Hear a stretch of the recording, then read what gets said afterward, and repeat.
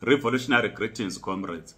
Did King Lobengula sell our land in exchange of sugar? This is what we are discussing.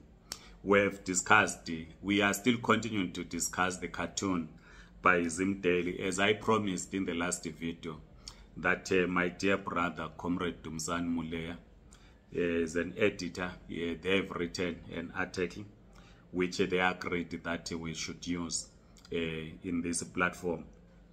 Now, I know that some communists will ask and say, Comrade Mapena, why are you talking about King Lobengula? We are past a feudal society. We will not go back to feudal society, but it is critical that we tell our history as it is. We should not seek to rewrite our history. So this is why we need to correct historical misinformation that is spreading out. So, Comrade Dumzane Muleya writes, I'll be quoting his article, which demonstrates that King Lobengula was a military genius, just like his father, King Mzilikazi. So he writes in his article, I quote, he says, generations of Zimbabweans grew up on the step diet of that discredited propaganda, which claims that Lobengula, whose illustrious military regiments fought historic battles against colonial invaders. For instance, the Battle of Bongo in October 1893, the Battle of Gadade in Bembes on Tabazinduna on 2nd November 1893, and the Battle of Pupu on 4th December 1893, sold the country, close quote. So if Lobengula, King Lobengula, indeed sold the country, he was not going to lead these battles. It is people that want to achieve a certain narrative to divide the people of Zimbabwe. Let me continue with what Comrade Dumzane wrote. He says, I quote, the British South African company which invaded Zimbabwe used the 1888 Rand concession as the pretext to invade the country, coming from South Africa via Botswana through the southern part of the country. The colonial army was already occupying neighboring South Africa and positioned in Botswana.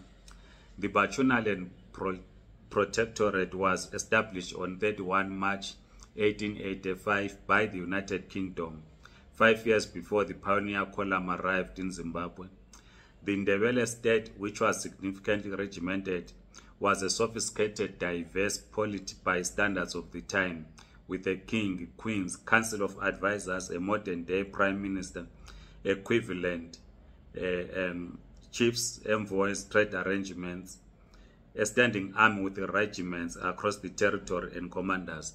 But what is of interest is this, I quote, some of the most prominent regiments were Imbizo, Induba, Zwangendaba, Amaveni, Inxa, Isiziba, Ihlathi, Insukamini, Kwekwe, Umcijo, Ujinga, and the Godlwayo, close quote. So you cannot therefore argue that a man that organized, built a powerful military, which was on the verge of defeating the British Army in 1893, and they claim that he sold our land in exchange of sugar. I was listening to on-site space, which was hosted by our other brother, Comrade Zenzele,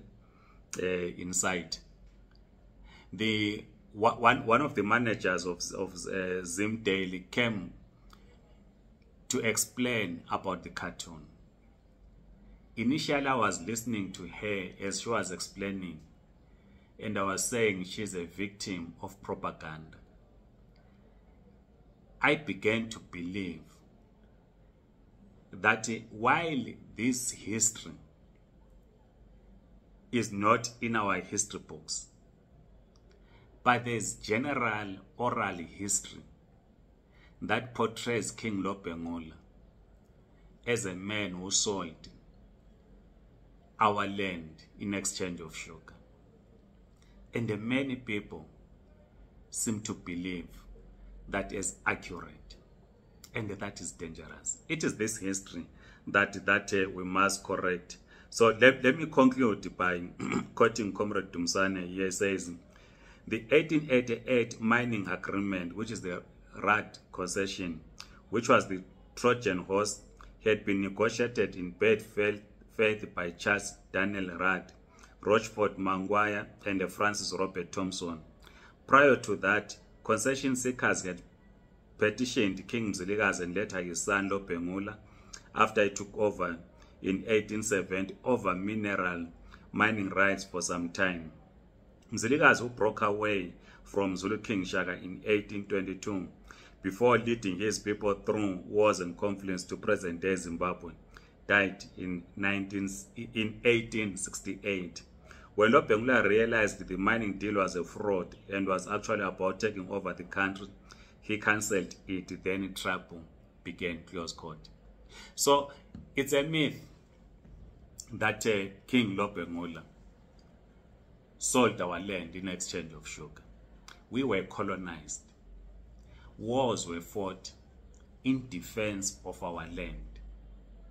We will, in the next video, speak about the uprising of 1896 and of 1897, and also the role that one Mkwati played in that uprising.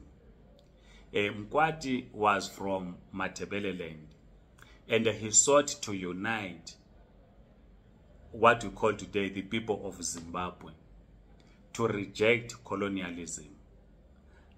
So the cartoon, as we have said before, by Zim Daily, seeks to divide the people of Zimbabwe along ethnic lines. And our revolutionary duty as a communist party is to unite the people of Zimbabwe irrespective of their ethnic origin. We have an enemy, and our enemy is imperialism. We must defeat imperialism and complete the liberation of Zimbabwe. I know that some will say, Comrade Mapena, our enemy is ZANU-PF. No. Our enemy is imperialism. ZANU-PF, as we have explained before and will continue to explain, was created by imperialist forces. So our enemy remains imperialism.